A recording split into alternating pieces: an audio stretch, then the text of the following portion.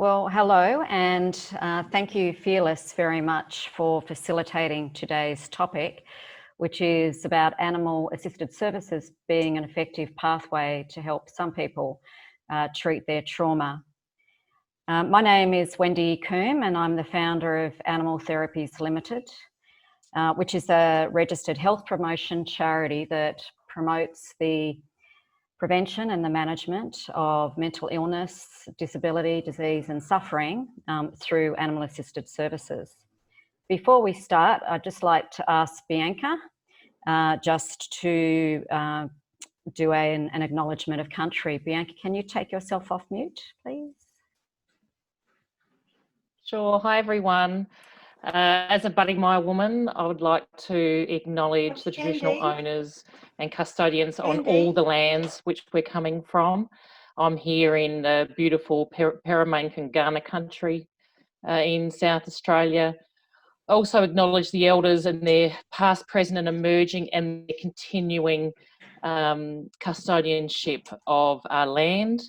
And also I want to acknowledge every single 128 people, all the elders that from all of your backgrounds and your ancestors and your continuing custodianship of this land as well. Thanks. Thanks, Bianca. Well, welcome again. The aim of today is to help you better understand how incorporating animals into a therapeutic treatment plan can be effective for some people in managing their post-traumatic stress. I have my own personal experience of trauma, which manifested as the inability to leave home on my own, hypervigilance, anxiety and panic attacks, to name a few. I was like many of you may also have been, and only have heard about guide dogs. I didn't know that the animal-assisted services sector actually existed. The anxiety that I experienced was like electricity running through every vein in my body.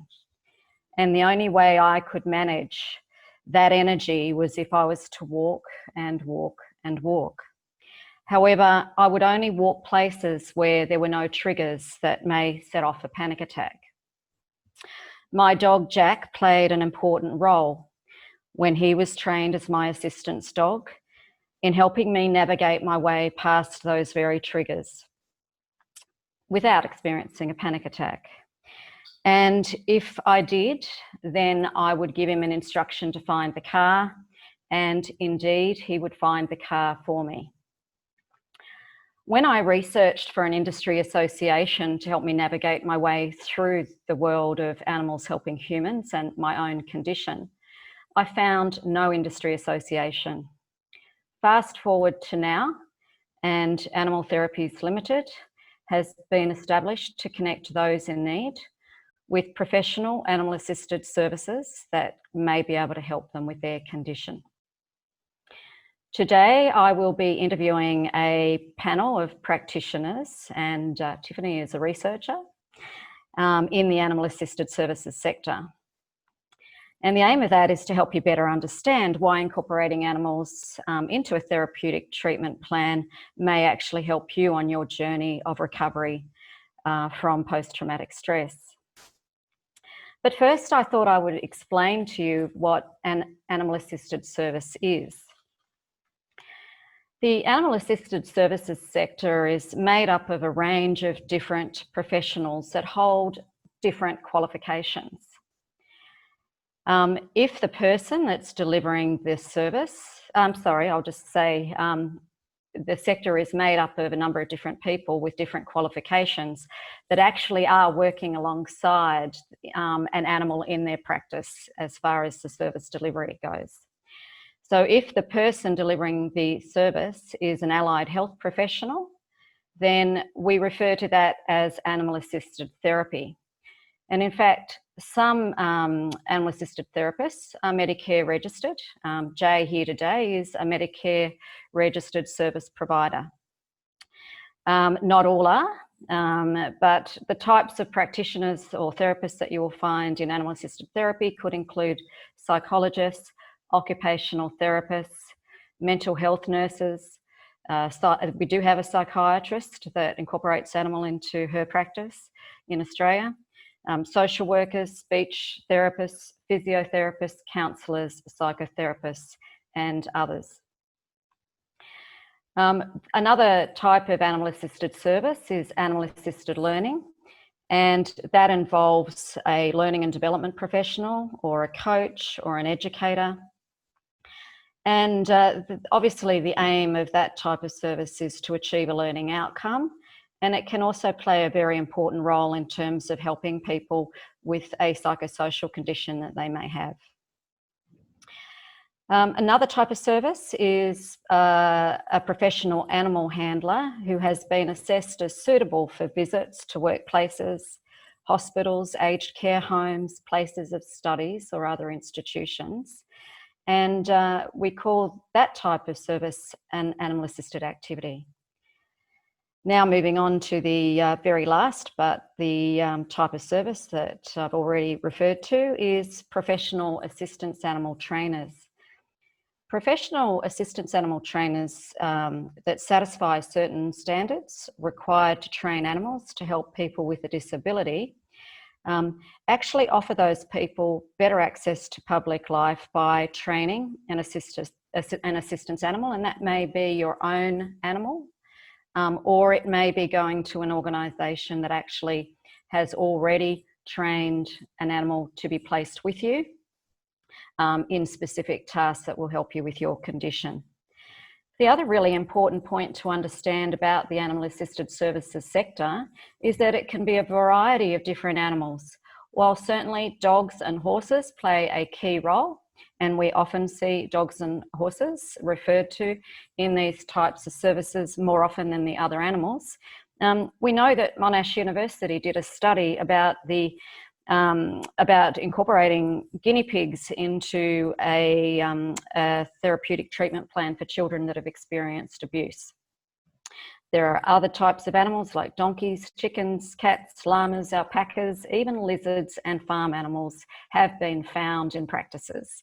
And of course, it depends on the client's needs and the practice's delivery of that type of service as to what type of animal they will have in their practice. So a little bit about our presenters. I'm going to just introduce each of our presenters first, and then I will be actually asking each presenter a number of questions. You are welcome to ask attendees at today's webinar. You're welcome to ask questions in the session, and I'll endeavour to get to your questions. I will say though that some of those questions that you may be wanting to ask may already be going to be covered through the panel questions. So it may be best to wait till the end of the panel questions, and we've certainly allocated time to do that. But we'll be fluid and we'll try to work with you if something is a burning question that you want to ask a panel member. So I'll start with Jay. Jay, you might want to raise your hand. Dr. Jay Anderson is from Western Australia. Jay is a registered counsellor, psychologist, and animal-assisted play therapist. Jay's extensive experience in child protection involved working with children who experienced trauma. Jay worked in a government-funded service as a counsellor for children who had experienced violence or sexual abuse. Jay set up her own practice called My Child, My Family, and has a therapy dog assisting her in her practice. Dean Mile from Victoria. Dean, I'd like to say hi, operates a charity called The Path of the Horse. Dean has a defence background and was formerly the head of the Electrical Trade Union. After experiencing significant burnout, Dean commenced training in Gestalt psychotherapy. The Path of the Horse works with people from a diverse range of backgrounds and ages. They particularly work with veterans and first responders in helping them manage the effects of post-traumatic stress, and have 11 horses as their part of their herd of assistants that bring a lot to the work that they do. Bianca Stawoski is from South Australia. Bianca is a Badima First Nations woman and the Managing Director of Warreda Holistic Wellness. Bianca has a master's degree in counselling practice, a diploma in life coaching, and a certificate in Aboriginal narrative therapy practices, and is an accredited equine-assisted psychotherapist. Bianca specialises in working with people who have experienced complex trauma, specifically adult survivors of child sexual abuse and Aboriginal and Torres Strait Islander people impacted by intergenerational, developmental and complex trauma. Dr. Tiffany Howe from Victoria is a research fellow in the School of Psychology and Public Health at La Trobe University. Tiffany is currently co-leading a trial funded by the Department of Veteran Affairs to understand the effectiveness of assistance dogs as an adjunct treatment to helping veterans with post-traumatic stress. Sue Spence is from Queensland. Sue is a public speaker, workshop facilitator, author and educator who teaches communication skills through equine-assisted learning. Sue works with corporate groups and also underprivileged youth using the principles of natural horsemanship. Sue also helps people better understand how to regulate their emotions, especially as the neural pathways of fight and flight, which we experience when we've experienced trauma. And last but not least, Nisha Cass, also from Queensland, is a qualified counsellor whose practice is somatic, experiential and trauma-informed. Nisha works side a wide range of animals, include llamas and others, and works at her practice at the Therapy Pod. So welcome to all our panellists. Thank you very much for joining us today. I'll get you all to take your off mute. So I might start with you, Jay. I believe that you believe that transformation through trauma is amplified by animals. I was wondering if you could please explain in what ways animals amplify the therapeutic relationship. Certainly. So ultimately there is a body of research that talks about the benefits of a therapeutic relationship when the clinician and their client, and having animals in a therapeutic context assist in a number of ways. So often children who have experienced trauma or complex trauma will have trouble trusting humans, often because that maltreatment was by humans. And so an animal in the therapeutic relationship can assist children to trust their clinician more readily. It can help create a safe environment for children, and animals can assist children in building those relationships within their community and their world.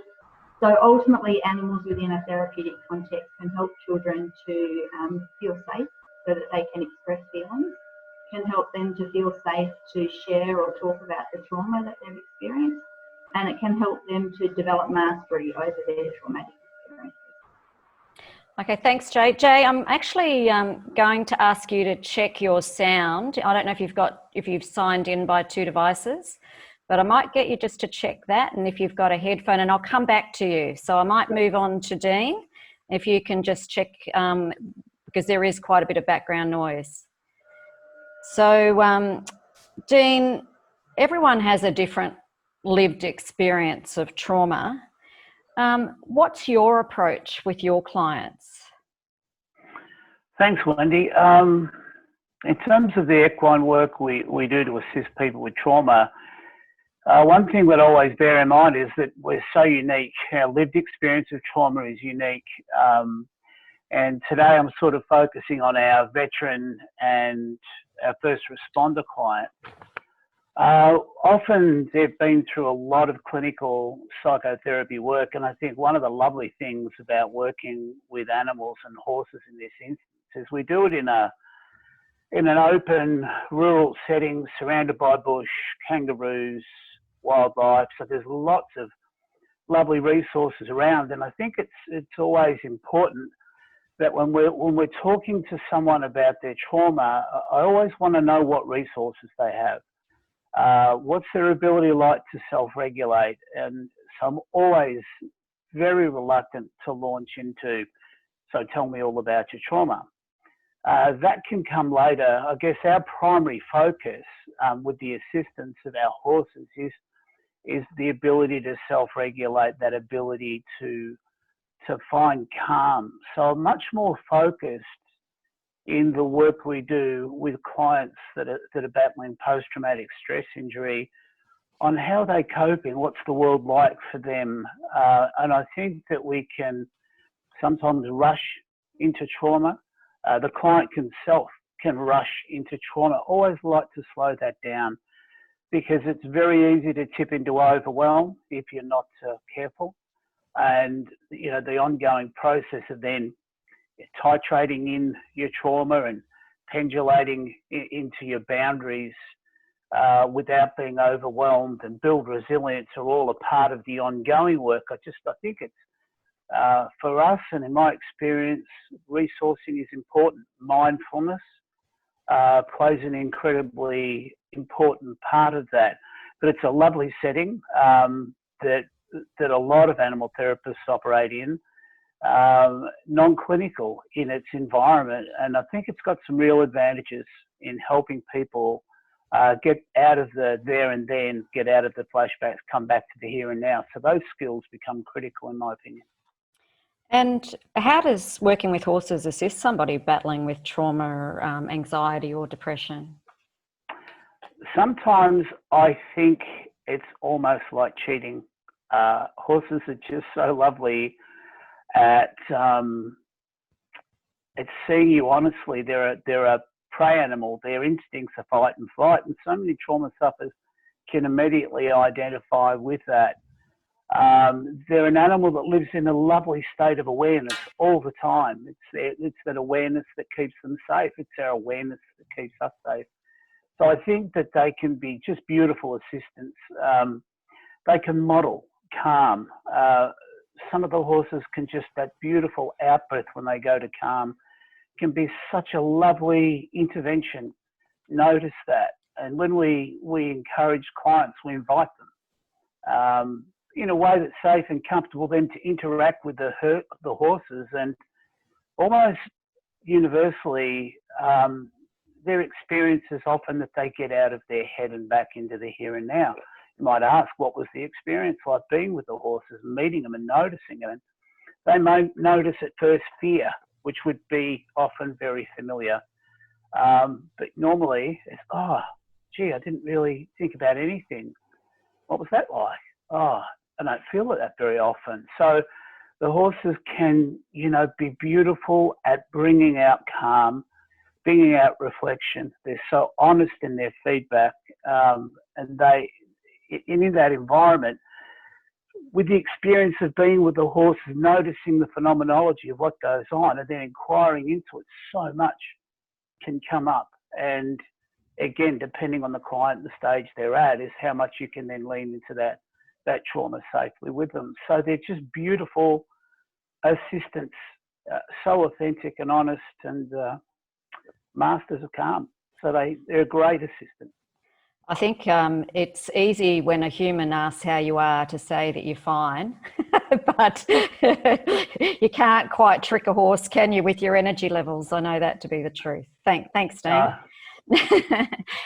Tiffany, I will come back to you, Jay. I just might move around. Tiffany, assistance dogs can profoundly impact the lives of people with post-traumatic stress and help them manage their symptoms. I've explained one way that Jack certainly helped me, and also help people with various disabilities sort of better access economic and public life. How might an assistance dog help somebody that's been diagnosed with post-traumatic stress?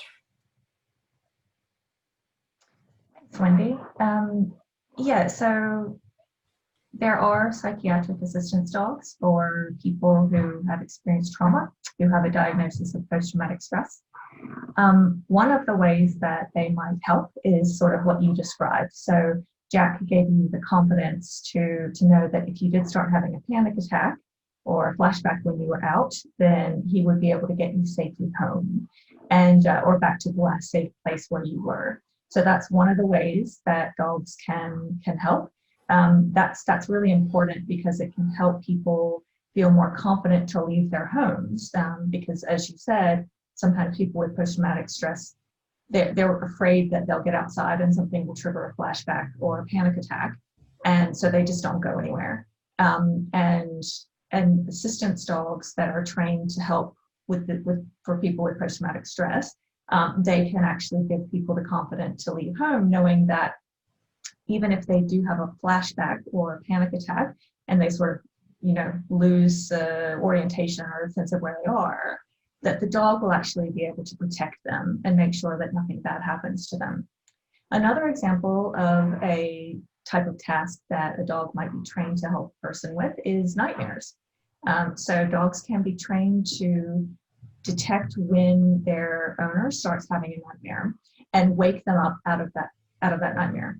Now, it may seem a little bit paradoxical to think that, well, you don't want a dog to wake you up out of sleep. Actually, sleep deficits are common in people with post-traumatic stress. So actually, you want people to sleep as much as possible, but it actually has a paradoxical benefit, because first of all, the person is not alone with the memory in the dark. So they have the dog there to sort of, be with them and help them through that difficult memory. But it also helps them feel more confident to go to sleep and sleep well, knowing that if they do start having a nightmare, that the dog will wake them up out of it, and they'll be okay. They'll be with the dog who can help them sort of process those emotions. So those are just two examples. There's a laundry list of others depending on each individual person's needs, because as you know, post-traumatic stress is a highly individualized disorder, even though there are common symptoms. So what one person needs might be quite different from what another person needs. But those are two of the common examples. Great, thanks, Tiffany. And dogs also have their needs, and it's an assistance dog isn't for everybody, because certainly those needs need to be met. What are the important considerations that people should make if they're thinking of pursuing, walking down that path of getting an assistance dog or getting their own dog trained as an assistance dog? Yeah, well, you're absolutely right, Wendy. So dogs are not just tools. They're not assistive devices. They are living, breathing, sentient creatures with their own ideas and desires and feelings. And so that has to be recognized. And so before anybody decides to take on an assistance dog, it's really important to consider whether you can actually meet the dog's welfare needs. And that's the need for appropriate food and nutrition. Also things like, making sure that they get enough exercise, that they have social interactions with people, with other people, other dogs, sometimes potentially. And that that all of everything that they need in order to flourish and thrive as individuals can be met.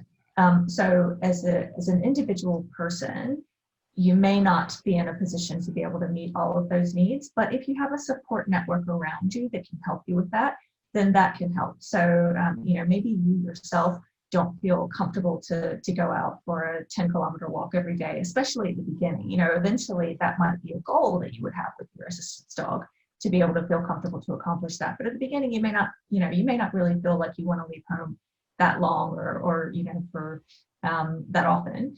But if you have people around you, people living in your home who can help you meet those needs, then that's an important consideration. But the key thing is that yes, they're living, breathing animals, and they have to be looked after.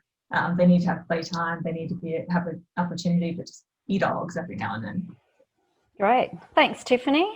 Bianca, now I know that you believe people aren't your diagnosis, or aren't their diagnosis, sorry, and that true healing can occur when there is.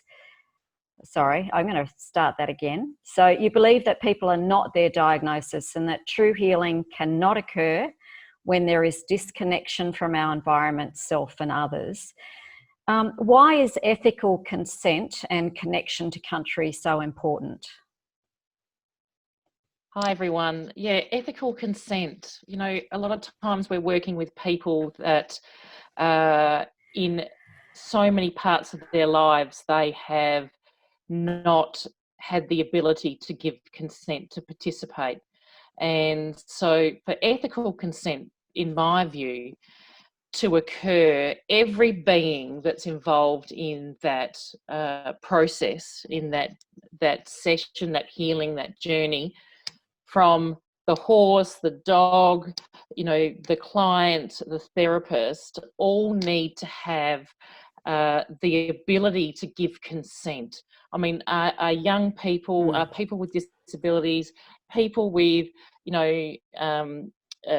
trauma or complex trauma or abuse backgrounds, their whole lives are governed by being told to do something.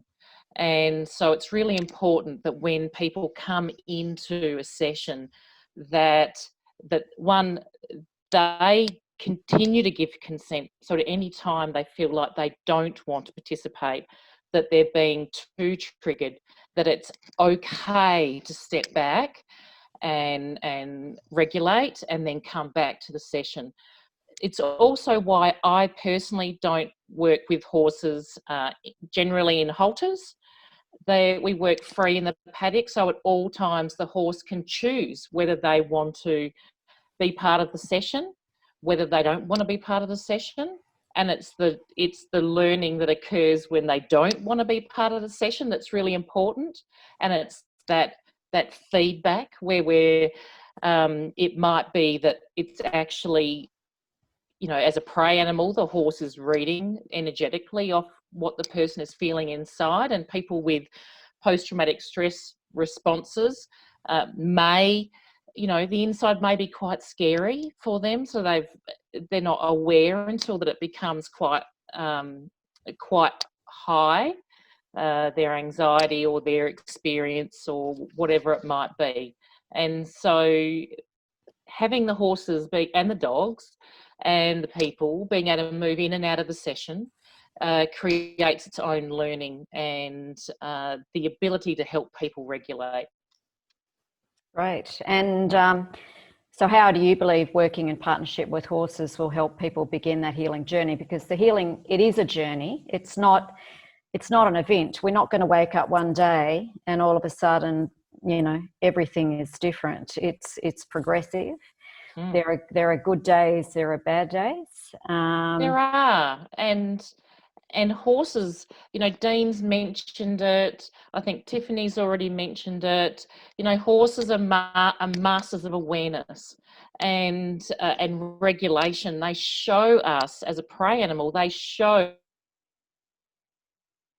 moving through of acknowledging emotion or experience, of embracing that and processing it and releasing it and going back into regulation. I mean, we see a horse in the paddock and they get scared and, they race around like nutcases. They might fart and snort and then they stop and they might do a big out breath, just that big snort, and they go back to eating. I mean, if we could actually regulate ourselves as quickly as that, we would have, so many issues would be less. And so they give us an example of actually embracing the emotion, the experience, and moving through it. Now, what I didn't mention was about connection to country. We are part of, when people are experiencing trauma or abuse or, mental health issues, they're having post-traumatic stress responses, there is generally, there can be a feeling of being alone in your experience. And, but connection to country is more than just acknowledging, the ancestors of the land in which you're actually participating on, that you're living and breathing and working or visiting. It's also about being part of this amazing, incredible, living, breathing organism, and you're just one part of that. And seeing how, how the domesticated animals regulate, how they participate in things, how the wild animals come through and regulate and interact and form those amazing connections and relationships, how the environment, how the wind, how the trees, everything, how it all comes together to not only regulate people, but to know that they're actually not alone and that they can find those things wherever they are. You know, whether they're generally people are the scary things, and it's actually when you start to interact with another being that is not a person, it can be the start of that journey of finding safety in being able to interact with someone else. Thanks, Bianca. That's really insightful. Now, Nisha, I have to confess, I actually attended one of Nisha's half-day sessions recently with my niece, and it started off where we went for a walk with some llamas. And I was actually really intrigued with how you incorporated the llamas into that session. So I will ask you about that, but I want to firstly say that I acknowledge that you personally experienced trauma and fatigue and burnout, as well as you're a mother of twin boys juggling your counselling practice. Yeah. Before you talk about how you incorporate the different animals like the llamas, do you actually believe that recovery from post-traumatic stress is possible? Absolutely. I think that is a key part of this process, is having hope in this journey of trauma. My experience in that was I was doing the loop of talk therapy for about 20 years, sitting in a room talking, and the part that was missing in my process was my body. So it was a huge moment when I stumbled accidentally across equine-assisted therapy, and I was brought into my body for the first time and realizing how terrifying that experience was for me. So I think part of this process and having hope is to keep acknowledging your progress in this. So as you're working either in talk therapy or animal-assisted therapy, or even using other modalities like acupuncture or naturopathy, it's important to keep seeing where were you, where are you now, what progress have you made, because we progress constantly in this process. Yeah, and that's such a really important point, is to, you know, remember and remind ourselves that we are making progress. You know, we might have our days where we go backwards, but if we look at it over a long period of time, you know, the things that we're able to do now are much greater than perhaps what we could do in the past. So now, come on, tell us. I could tell everybody. It was actually really interesting. So would you like to share how you worked with your clients and the llamas? Obviously, you've got the horses in the practice as well, but I'm particularly interested in the llama piece.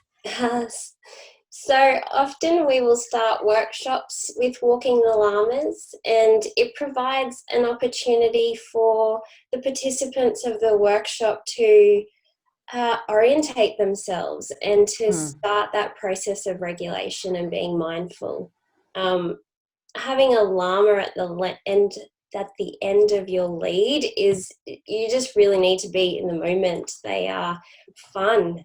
And I think we often forget that this process of working through trauma and therapy can actually be fun and creative as well, that it's not all really hard work.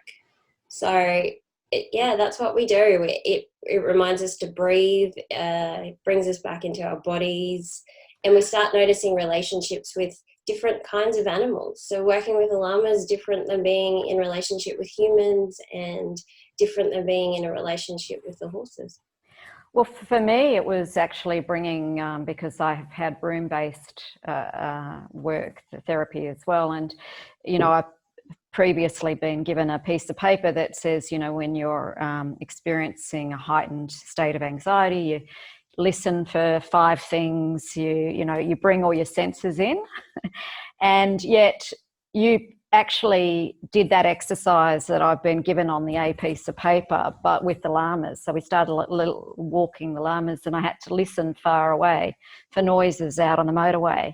And then I had to bring it in to listen to the birds in the trees. And it was actually you know, it was, to me, it reminded me of that A4 piece of paper that I had been given in a room that I could actually put into practice. And I think this is a really important point, that often working with the animals and the therapist is giving you an opportunity for an experiential, you know, to go through this experiential learning, even exposure therapy to things that, you know, while you've got a very, very qualified therapist or allied health professional on your side and the animal, it all comes together really nicely. Now, Sue, last but not least, and Jay, I will come back to you. I'm just watching the time and we're going well, so thank you for everybody. Sue, you offer equine-assisted learning, and I have also attended some of your sessions. And one thing that you told me was that helping people reconnect to who they were before they experienced the trauma is actually quite important to you. And I thought that was an interesting comment. I mean, I've often said that I'll never be the same person that I used to be. And that is actually true. I won't ever be the person that I was pre-breakdown. I've learnt to work with the new Wendy. So when you say you want to connect people to who they were before the trauma affected them, can you explain to me what you mean by that? And do you think it is possible? And I need you to unmute. Can you? Done. Well, what we're actually doing here is helping people understand their temperament. And once you understand your temperament and your personality type, you can better understand the conditioned response that you display when you're under pressure. So when you've suffered trauma, of course, all of that will accelerate. Some people, introverts, suffer differently. Extroverts will react a different way. So by finding out, and we use our horses and ponies' personalities, which horse or pony are you, which one do you relate to? And often people would say to me when we were working a lot with PTSD, when I was younger, I was the cheeky one. Or when I was younger, I was the very calm one. Or when I was younger, I was the very artistic one. But we're all born with a specific temperament and personality. But what happens is when we go through trauma and when we go through excessive stress, sometimes that part of us is pushed down inside of us. And then people sort of get into the wrong situation or the wrong job, even if they're not PTSD. And further on in life, they go, gosh, you know, where have I gone? Where have I gone? So with PTSD, it's going back to what did you love to do before you went through the trauma? It's not, people can't completely change, like you say, and go back to how you used to. You know, PTSD myself, and it's just we cope with different ways. But when you reconnect with what you loved and what you were doing before you went through the trauma, it is often those things we need to help us on the road to recovery. So some people you say, well, I love to play music, or I love to go to yoga, or I love to do this and I love to do that. So it's getting them to introduce back into their treatment plan those activities, and that subconscious trigger will come back in, like, you know, getting back on a push bike again, you know, automatically riding that bike, and they get that little bubble of joy because they go, oh my gosh, I actually used to enjoy this. Well, we've got to incorporate that into a treatment plan now, that every week you try and do something that connects you back to that activity that used to give you joy. And part of recovering, of course, is recovering. How do we feel happy and look forward to things again? And we actually, as you're aware, we sponsored a group of veterans to attend an equine-assisted learning workshop with you, Sue, last year. And it was amazing actually listening to, so you ran a session called Understanding the Neural Pathways of Fight and Flight. And, you know, it was amazing. I just remember one of the veterans saying he had never felt that calm for so long.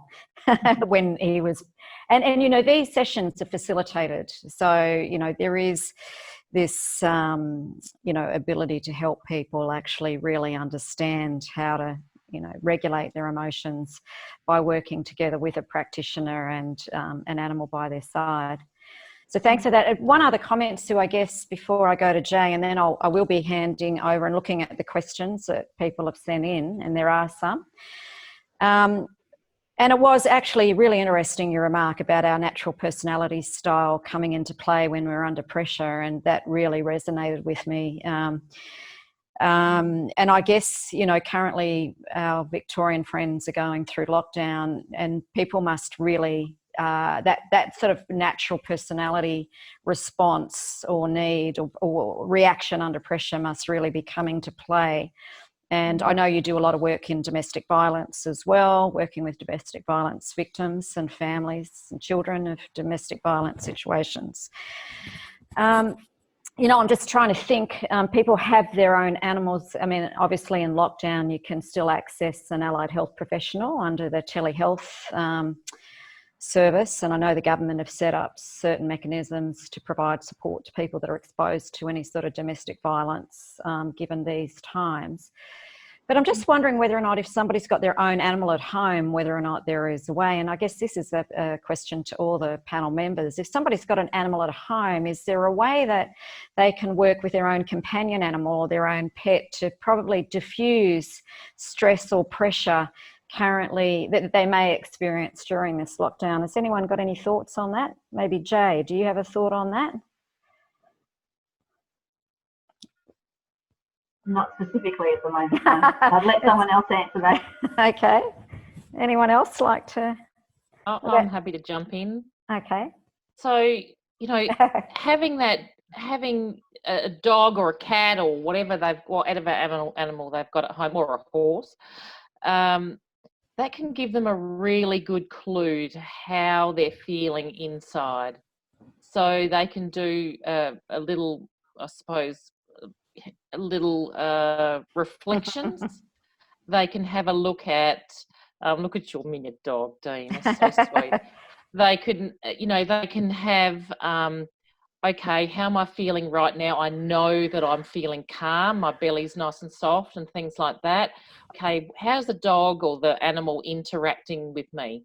All right, so that means that then I'm calm. Okay, so now when I'm feeling anxious, if the dog is interacting with me in a certain way that's different, it can give you a really good clue that something isn't going quite right with you. And so then you can focus on going back to using your out breath, relaxing, and then seeing the dog or the animal change the way they interact with you. Okay, thanks, Bianca. I thought it was worth mentioning that.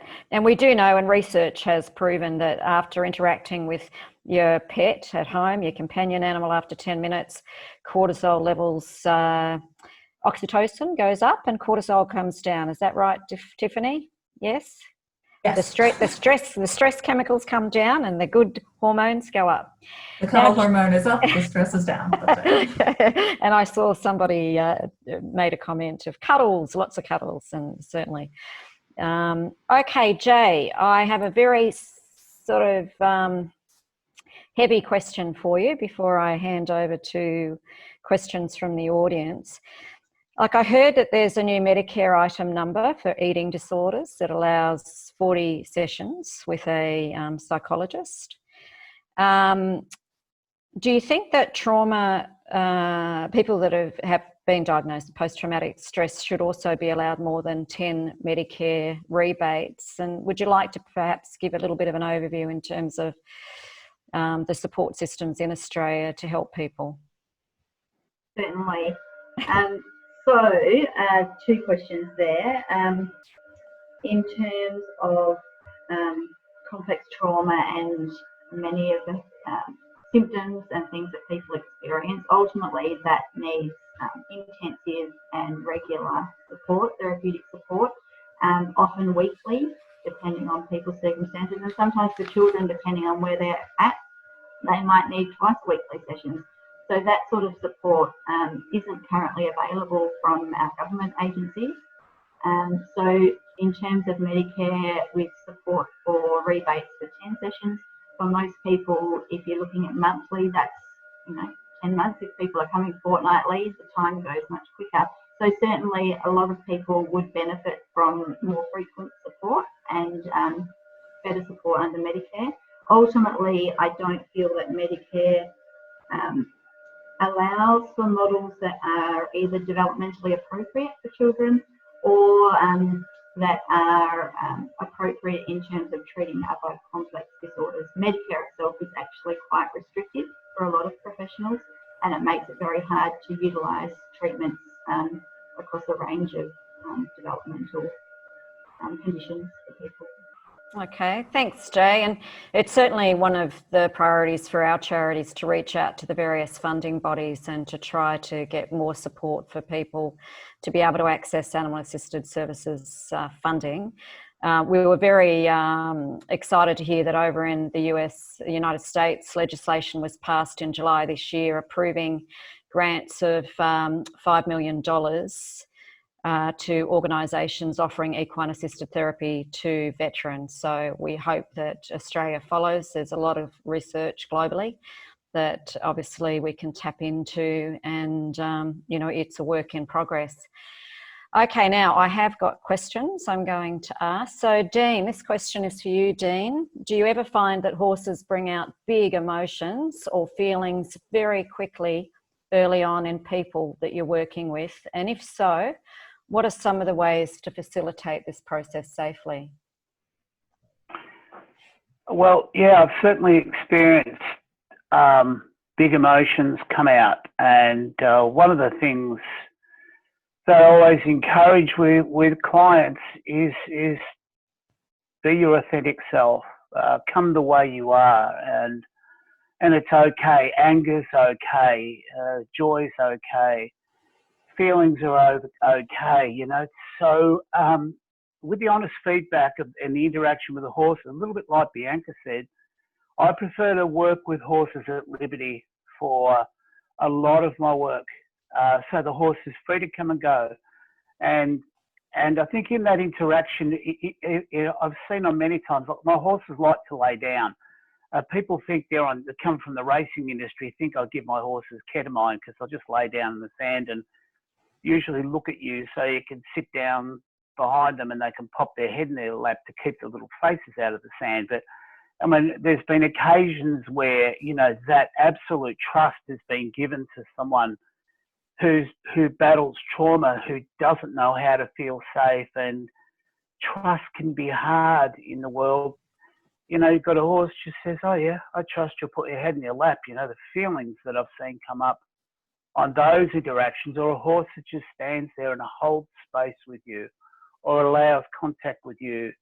So those feelings can come up. As far as facilitation goes, I think they're really difficult things to facilitate. I can have a client that I've started to get to know and perhaps plan you know, 2 or 3 horses that they interacted with in their last visit. Maybe they'd like to start there. But when they come, how's the client that day? Is it one of those days when it's been hard to put their boots on, it's been a struggle? How are they into here and now? So it's very difficult to create something that is going to bring out emotions. They will usually come just in the environment, I think, that we set up, and particularly if the client knows that your emotions are welcome. So it's very hard to set up anything because it's so dependent on the herd, the client, and how they are in the here and now. Thanks, Dean. We've got a question from Helen Lewis to Bianca. She said, I'm interested in Bianca's comment about the horse not giving consent to be part of a session and how frequently this might happen. Bianca? Well, in my practice, it doesn't happen at all. But to be honest, once you start involving animals in a business structure, there is always the potential for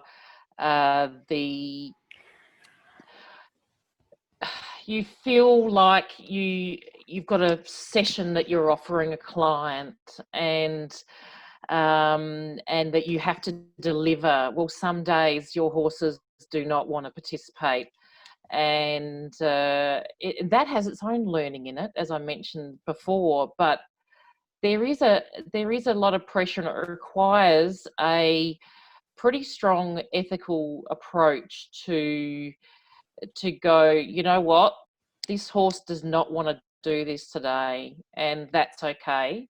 because when you don't want to do things, I'm not going to also, or we also want you to be able to go, I choose not to do this, and not have those boundaries violated, not have that push on the animal. So unfortunately, there is a strong, people expect that maybe the horse is going to perform or something like that. And I think that's where professional bodies come in hand, clinical supervision and things like that, to make sure that people are, ensuring that the welfare of the animal that's participating is held at the utmost, as equally as well as the welfare and the consent of the individuals participating, as in the beings, the people. So yeah. Absolutely, and we have developed a code of ethics, and obviously each of your professional bodies have their own code of ethics, but it's very important that all the animals have been assessed as suitable for the work they're being asked to do. We don't use animals, we actually work alongside animals. They have sick days, they have good days, they have bad days, and their needs need to be always considered when being included in this type of work. So thank you for that. Now, I did have another question. It's Kathy Odie says, many people who have experienced trauma resulting from family violence, sexual assault or child abuse are also experiencing financial hardship. Are there any funded, subsidised programs for those experiencing trauma and who would like to engage in this type of therapeutic treatment who are in financial difficulty? I'm going to throw that open to the audience. So I will say that we are next year going to be raising funds to sponsor people into programs, but obviously can't help everybody. But would anybody else like to answer that? With DV situations, a lot of family community services will fund families, will send a referral through. And there's a lot of UBIS as well, people that are able to access that. But if you do contact your local DV services and fee service, they may put you onto one that actually works closely with different sort of therapies to go alongside what their caseworkers are doing with that particular family. So in our case, it's actually caseworkers and the family's counsellors that bring the families here. And it's those services that actually pay for the family to come. So that's just an avenue to explore for those in different communities. See who your local family service provider would be. So also NDIS, obviously not in a domestic violence situation, but NDIS funding can play a role in terms of helping people access services. So I'm just seeing a few comments here. So yeah, there are various funding sources that may be able to help, and there are also charities that work in this space that actually offer these services at no cost to people attending. So Tiffany, now the question is from Julene Angove. I might just correct Julene's terminology here, because that's part of our aim to make sure that we're all consistent across the terminology. So Tiffany has been asked if DVA pay for animal-assisted therapy. Tiffany was talking about assistance animals, Julene, so I might keep it to the assistance animal funding side of things through DVA, if you can answer that, Tiffany. And sure. Yeah. Sure. So yeah, I'm glad you asked me to answer about assistance animals, because I'm not actually sure about animal-assisted therapy. I think you know that more than I do. Yeah. But for assistance animals, it's a recent change, about a year or so old. But they are now providing funding support for assistance dogs. There is a whole process that needs to be moved through. Of course, it's government, but it starts with getting the support of your treating clinician, so a psychiatrist or a psychologist, who would fill out a referral form for you, and it can be found online. So if you Google DVA Rehabilitation Appliance Program Assistance Dog, then that should take you to the right place. Yeah, and my understanding is that under the RAP, the rehab, what's the correct terminology? The Rehabilitation Appliance Program for veterans that are eligible, then they may be able to access animal assisted therapy and animal assisted learning through that program. Some have been funded. Okay, that's great. And yes, and then otherwise, I think if they're a gold DVA, they can actually go to choose their own therapists now. So they can search a therapist that is Medicare registered that incorporates animals into their practice if they feel that that's going to help them.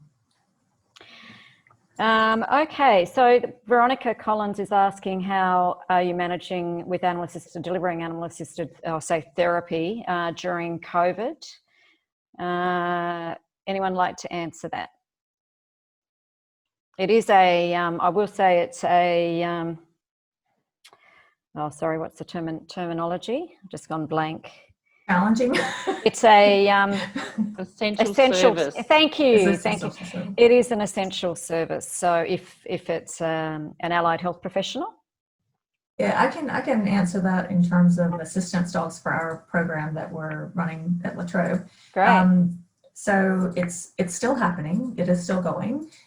There have been challenges in terms of actually training and socializing the puppies that are coming through the program who will eventually become assistance dogs, because socialization, extensive socialization, is an important part of the puppy sort of raising experience. So they need to make sure that socialization means having exposure to lots of different experiences in a sort of a fun and acceptable way for the puppies, in a way that they can cope with. But because everything is shut right now, socialization is just not happening. So that's going to be interesting to see what happens in the future. We think we'll be able to catch up, but it is a challenge. Okay, great. I'm just looking at the time. There's 4 minutes for us to close this webinar. So I might actually leave the questions there. I've noticed there are a lot of questions. I've noticed there are some common questions where people are asking where they can find a practitioner or an assistance dog trainer. If you go to our website, we've built a national directory, and you can put in what you actually need help with. You can put in your postcode and it will show you a service provider nearest to where you live. We're very aware that in regional Australia, we have a lot of work to do in terms of increasing the number of service providers in terms of delivering these services. We're only 2.5 years old. We have a lot on our plate in terms of responsibly and ethically growing the sector so that there's more access to these services throughout Australia. So if you're interested, please go onto our website and subscribe to updates. The other type of questions that are coming through is around, you want to get training to become an animal assisted service provider. So again, we're actually developing our website, and by October there'll be training and certification and various accreditation programs that you'll be able to find, as well as jobs and a whole lot of downloadable sort of resources and documents. So again, subscribe to updates and we'll keep you informed as to how that's going. Now, FearLess are recording this webinar. So for those that haven't been able to actually attend today, I know there was a lot that registered that weren't able to attend. So you'll be able to download the recording. FearLess also have 3 more webinars before the end of the year that they'll be running. So sign up to their social media and they'll keep you across those topics. So I'd just like to end today with a great thank you to FearLess for facilitating this session. Our whole purpose is to advance the understanding and the acceptance and the accessibility of these types of services for those in need. I'd like to thank all of our panelists for their open and very giving contribution tonight. I really appreciated each one of you, what you brought to the table, your own knowledge, your own lived experience, and the different population groups that you actually help. And I think the last message is we all have different lived experiences, and our trauma can manifest in a whole lot of different ways. But once we acknowledge what's happened to us and once we make that conscious decision to walk the path to recovery, then there is a lot of support out there that can help you. And if you think that an animal assisted practitioner is right for you, then please go to our national directory and hopefully we can connect you with somebody that will actually get you on that path to recovery and lead to greater wellness and well-being. So thank you, everyone. I'm going to call a close to tonight at 6 o'clock. Good night.